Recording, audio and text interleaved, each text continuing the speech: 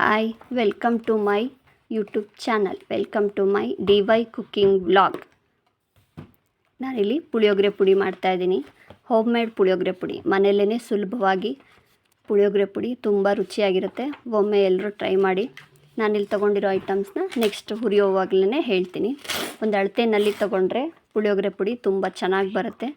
2 ಸ್ಪೂನಷ್ಟು ನಾನಿಲ್ಲಿ ಧನಿಯಾ ತೊಗೊಂಡಿದ್ದೀನಿ. ನಾವಿಲ್ಲಿ ಮೊಸರು ಚಮಚ ಬರುತ್ತಲ್ಲ, ಅದರಲ್ಲಿ 2 ಸ್ಪೂನ್ ತೊಗೊಂಡಿದ್ದೀನಿ. ಧನಿಯಾನ ಚೆನ್ನಾಗಿ ರೋಸ್ಟ್ ಮಾಡಿಕೊಂಡು ಅದ ನಂತರ 1 ಸ್ಪೂನಷ್ಟು ನಾನಿಲ್ಲಿ ಜೀರಿಗೆ ತೊಗೊಂಡಿದ್ದೀನಿ.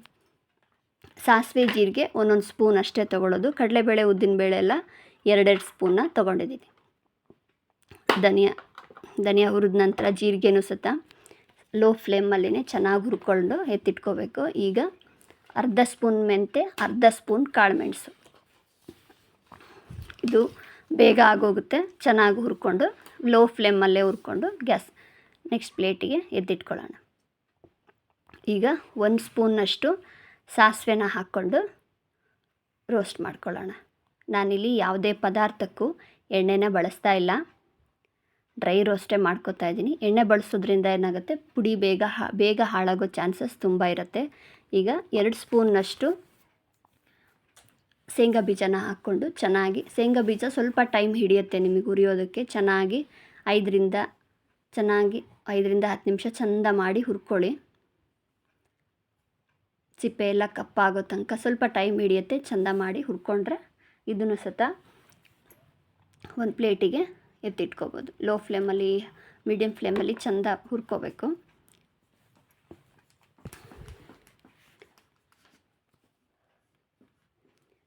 ಇದ್ರ ನಂತರ ಉದ್ದಿನಬೇಳೆನ ಹಾಕ್ಕೊಂಡು, ಉದ್ದಿನಬೇಳೆನ 2 ಸ್ಪೂನ್ ಹಾಕ್ಕೊಂಡು ಹುರ್ಕೋತಾ ಇದ್ದೀನಿ.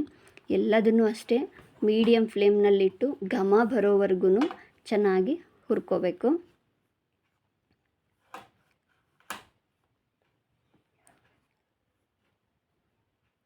ಒಂದೊಂದೇ ಪದಾರ್ಥ ಹುರಿಯೋದ್ರಿಂದ ಪುಡಿ ಚೆನ್ನಾಗಿರುತ್ತೆ. ಸಣ್ಣ ಸಾಸಿವೆ ಜೀರಿಗೆ ಎಲ್ಲ ಒಟ್ಟಿಗೆ ಎಲ್ಲ ಸೇರಿಸಿ ಹುರಿದ್ರೆ ಸಾಸಿವೆ ಜೀರಿಗೆ ತುಂಬ ಕಪ್ಪಾಗಿಬಿಡುತ್ತೆ. ಹಾಗಾಗಿ ನಾನಿಲ್ಲಿ ಸಪ್ರೇಟಾಗಿ ಹುರಿದು ತೋರಿಸ್ತಾ ಇದ್ದೀನಿ. ಈಗ ಕಡಲೆಬೇಳೆ ಹಾಕ್ಕೊಂಡು ಹುರ್ಕೊಳ್ಳೋಣ. ಒಂದೊಂದು ಸಿಯೋದ್ರಿಂದ ಪುಡಿ ರುಚಿ ಕಡಿಮೆ ಆಗುತ್ತೆ. ಹಾಗಾಗಿ ಸಪ್ರೇಟಾಗಿ ಹುರ್ಕೊಂಡು ಪುಡಿ ಮಾಡ್ಕೊಳ್ಳಿ. ಲಾಂಗ್ ಲೈಫು ಇರುತ್ತೆ, ರುಚಿನೂ ಚೆನ್ನಾಗಿರುತ್ತೆ. ಈ ಥರ ಕಡಲೆಬೇಳೆ ಎಲ್ಲ ಚೆನ್ನಾಗಿ ಫ್ರೈ ಮಾಡ್ಕೊಳ್ಳಿ.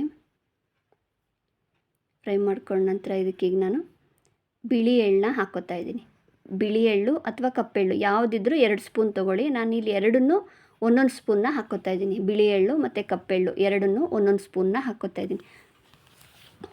ನೋಡಿ, ಕಪ್ಪೆಳ್ಳನ್ನ ಹಾಕ್ಕೊಂಡು, ಬಿಳಿ ಎಳ್ಳು ಕಪ್ಪೆಳ್ಳು ಬೇಗ ರೋಸ್ಟಾಗಿ ಹೋಗುತ್ತೆ. ಚೆನ್ನಾಗಿ ರೋಸ್ಟ್ ಮಾಡ್ಕೊಳ್ಳಿ. ಮೀಡಿಯಮ್ ಫ್ಲೇಮ್ ಇಟ್ಟು ಕೈ ಬಿಡದೇ ಇರೋ ರೀತಿಯೇ ಚೆನ್ನಾಗಿ ಹುರ್ಕೋಬೇಕು. ಆವಾಗ ಚೆನ್ನಾಗಿ ಹುರಿಯುತ್ತೆ. ಇಲ್ಲಾಂದರೆ ಒಂದು ಸತಿ ಸಿಯುತ್ತೆ, ಒಂದು ಸತಿ ಹಸಿ ಇರೋದ್ರಿಂದ ಕೈ ಬಿಡ್ದೇ ಲೋ ಫ್ಲೇಮಲ್ಲೇ ಇಟ್ಟು ಹುರ್ಕೋಬೇಕು. ನೋಡಿ, ಇದಾದ ನಂತರ ನಾನಿಲ್ಲಿ 1 ಹಿಡಿ ಆಗುವಷ್ಟು ಒಣಮೆಣಸಿನ್ಕಾಯಿನ ತೊಗೊಂಡಿದ್ದೀನಿ. ಇದು ಖಾರ ಕಡಿಮೆ ಇರೋದು. ನೀವು ಬೇಕಾದರೆ ಖಾರ ಜಾಸ್ತಿ ಇರೋದು, ಕಲರ್ ಜಾಸ್ತಿ ಇರೋದನ್ನೂ ಸತ ಬಳಸ್ಬೋದು. ನಾನಿಲ್ಲಿ ಬಳ್ಳಿಕಾಯಿ ತೊಗೊಂಡಿರೋದ್ರಿಂದ 1 ಹಿಡಿ ತೊಗೊಂಡಿದ್ದೀನಿ. ಲೆಕ್ಕದಲ್ಲಿ ಎಣಿಸೋದಾದರೆ 18ರಿಂದ 20. ಮೊಸರು ಸ್ಪೂನಲ್ಲಿ ಮಾಡ್ತಿರೋದ್ರಿಂದ 18ರಿಂದ 20 ಸಾಕಾಗುತ್ತೆ. ಸ್ಪೂನಲ್ಲಿ, ನೀವು ತುಪ್ಪದ ಸ್ಪೂನಲ್ಲಿ ಅಥವಾ ತಿಂಡಿ ತಿನ್ನೋ ಸ್ಪೂನಲ್ಲಿ ಮಾಡಿದ್ರೆ 8ರಿಂದ 10 ನಿಮಗೆ ಖಾರಕ್ಕೆ ಅನುಗುಣವಾಗಿ ಸರಿಯಾಗುತ್ತೆ. ನೋಡಿ, ಇದನ್ನು ಸತ ಡ್ರೈ ರೋಸ್ಟೇ ಮಾಡ್ಕೋತಾ ಇದ್ದೀನಿ. ನಾನಿಲ್ಲಿ ಎಣ್ಣೆನ ಬಳಸ್ತಾ ಇಲ್ಲ. ಇದಾದ ನಂತರ ಇದನ್ನು ಪ್ಲೇಟಿಗೆ ಎತ್ತಿಟ್ಕೊಳ್ಳೋಣ. ಇದನ್ನು ಸತ ಚೆಂದಾಗಿ ಆರೋವರೆಗೂ ಪ್ಲೇಟಲ್ಲಿಟ್ಟು ಆಮೇಲೆ ಮಿಕ್ಸಿ ಜಾರಿಗೆ ಹಾಕ್ಕೋಬೋದು. ಇದ್ರ ನಂತರ ಕರ್ಬೇವಿನ ಸೊಪ್ಪನ್ನು ನಾನಿಲ್ಲಿ ಎಣ್ಣೆ ಹಾಕ್ದೇ ಒಂದು 5 ನಿಮಿಷ ಚೆನ್ನಾಗಿ ಹುರಿದು ಹಂಗೆ ಗ್ಯಾಸ್ ಆಫ್ ಮಾಡಿ ಅದ್ರ ಬಾಣಲಿ ಕಾವಿಗೆ ಬಿಟ್ಟು ಆಮೇಲೆ ಪ್ಲೇಟಿಗೆ ಹಾಕ್ಕೊತೀನಿ. ಯಾಕಂದರೆ ತುಂಬ ಹಸಿ ಇರೋದ್ರಿಂದ.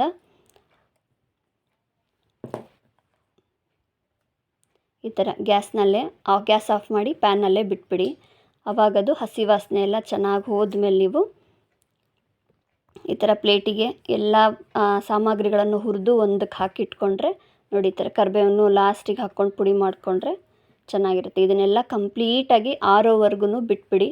ಕಂಪ್ಲೀಟಾಗಿ ಆರಿದ ನಂತರ ನೀವು ಮಿಕ್ಸಿ ಜಾರಿಗೆ ಹಾಕ್ಕೊಂಡು